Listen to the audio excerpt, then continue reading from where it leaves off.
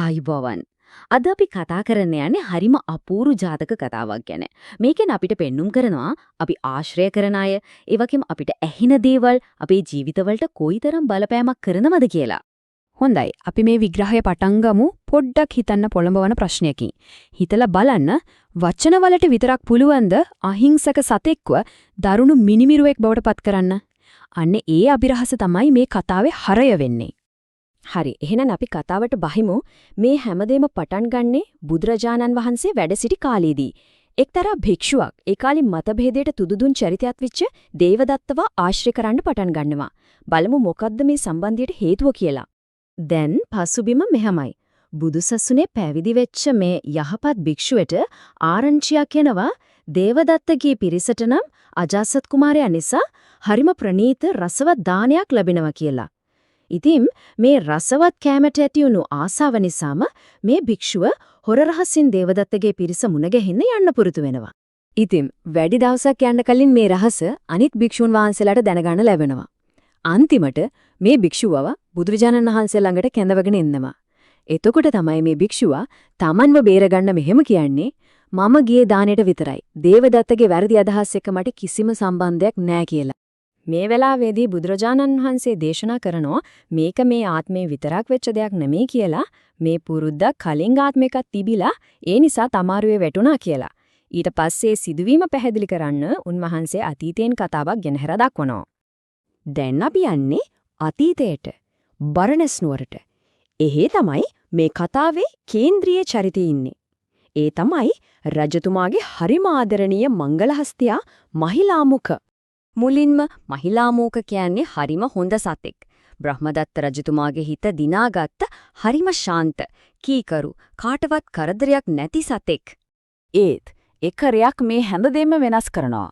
හොරු රැලක් එනවා මේ මහිලාමුඛ ඉන්න ඇතල ළඟට එයාලගේ අපරාධ සැලසුම් කරන්න. අන්න එදා ඉඳන් තමයි අර අහිංසක සතාට කවදාවත් අහන්න නුසුදුසු දේවල් ඇහින්න පටන් ගන්නෙ. මේ හුරු කතා වෙනවා සොරකම් කරන්න නම් දරුණු වෙන්න ඕනේ. අනුකම්පාවක් තියෙන්න බෑ. ඉස්සරහට එන ඕනේ කෙනෙක්ව මරලා දාන්න ඕනේ කියලා.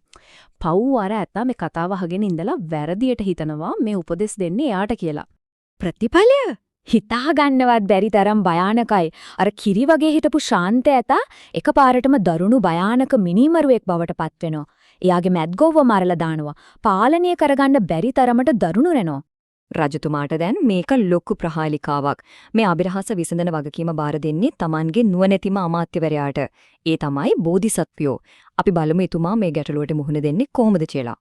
අමාත්‍යවරයා හරිම බුද්ධිමත්වයි වැඩේට බහින්නේ. මුලින්ම අතාව නිරීක්ෂණය කරලා තහවුරු කරගන්නවා එයාට කිසිම ශාරීරික ලෙඩක් නැහැ කියලා. එතකොට එතුමා තේරුම් ගන්නවා මේක හිතේ ලෙඩක්. නරක වචන අහලා හිත දූෂණය වෙලා කියලා. ඉතින් වචන වලින් ඇතිවුණු ප්‍රශ්නට විසඳුමත් වචන වලින්ම දෙන්න ඕන කියලා එතුමා තීරණය කරනවා. එතුමාගේ විසඳුම තමයි හරිම අපූර්වයි. එතුමා සිල්වත්, ගුණවත් තාපසවරු පිරිසකට ආරාධනා කරලා කියනවා කරුණා කරලා ඇතාට ඇහෙන්න වාඩි වෙලා සදාචාරය ගැන, කරුණාව ගැන, යහපත් දේවල් ගැන කතා කරන්න කියලා. දැන් ඇතාට ඇහෙන්න පටන් ගන්නෙ සම්පූර්ණයෙන්ම වෙනස් කතාවක්. කරුණාව ගැන, ඉවසීම ගැන, මෛත්‍රිය ගැන. මේ යහපත් වචන ටිකෙන් ටික අර නරක වචන වලින් වෙච්ච බලපෑම නැති කරලා දානවා. අමාත්‍යවරයාගේ උපක්‍රමය හරියටම සාර්ථක වෙනවා. යහපත් වචන අහගෙන ඉඳලා මහිලා මුඛයතා ආයමත් යාගේ පරණ ශාන්ත, කීකරු, අහිංසක තත්ත්වයටපත් වෙනවා. හරි. දැන් වායමත් අපි වර්තමානයේට එමු. බුදුරජාණන් වහන්සේ ළඟ ඉන්න භික්ෂුවගේ සිද්ධියට. දැන් තමයි බුදුන් වහන්සේ මේ කතා දෙක ගැට ගහලා හැමෝම පුදුම වින හෙලිදරව්වක් කරන්නේ. බලන්නකො මේ පුදුම සම්බන්ධය. එදාර නරක වචන අහලා නොමග ගිය මහිලාමුඛ ඇතා තමයි අද මේ දේවදත්තගේ දානෙට ගිය භික්ෂුව. ඒ කාර්ය බර්ණස් රජතුමා වෙලා හිටියේ ආනන්ද තෙරුන්. ආයේ නුවණති අමාත්‍යවරයා වෙන කවුරුත් නෙමෙයි බෝධිසත්වයන් වහන්සේ.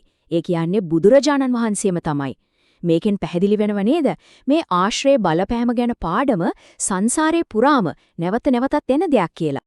ඉතින් මේ මුළු ජාතක කතාවෙන්ම අපේ ජීවිතවලට ගන්න පුළුවන් ප්‍රධානම පණිවිඩය මොකක්ද? ඇයි අපි ආශ්‍රය කරන අය ගැන මෙච්චර සැලකිලිමත් වෙන්න ඕන? මේ කතාවේ තියෙන විශ්වීය පාඩම හරිම පැහැදිලි. අපි හිතනවටත් වඩා අපේ වටපිටාව අපිට බලපානවා. ඒක සමහර වෙලාවට අපිට නොදැනුවත්වමයි වෙන්නේ. අපි ආශ්‍රය කරන අයගේ අදහස්, ගතිගුණ ටිකින් ටික අපේ ඇඟට එනවා.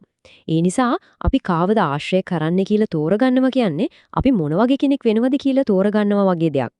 යහපත් ආශ්‍රයයට වගේම අයහපත් ආශ්‍රයයටත් ලොකු බලයක් තියෙනවා. ඉතින් අපි මේ විග්‍රහය අවසන් කරමු නූතන ලෝකෙට ගැලපෙන ප්‍රශ්නයකින්. අර මහිලා මුඛගේ ඇත්හල වගේ තමයි අපේ මනස. එතකොට අපි නොදැනුවත්වම අපේ මේ මනස කියන ඇත්හල ළඟ ඉඳගෙන අපිට බලපෑම් කරන හඬවල් මොනවද? ඒ සමාජ මාධ්‍ය වෙන්න පුළුවන්, අපි ගැවසෙන තැන් වෙන්න පුළුවන්. ඒ ගැන මදක් සිතා බලන්න.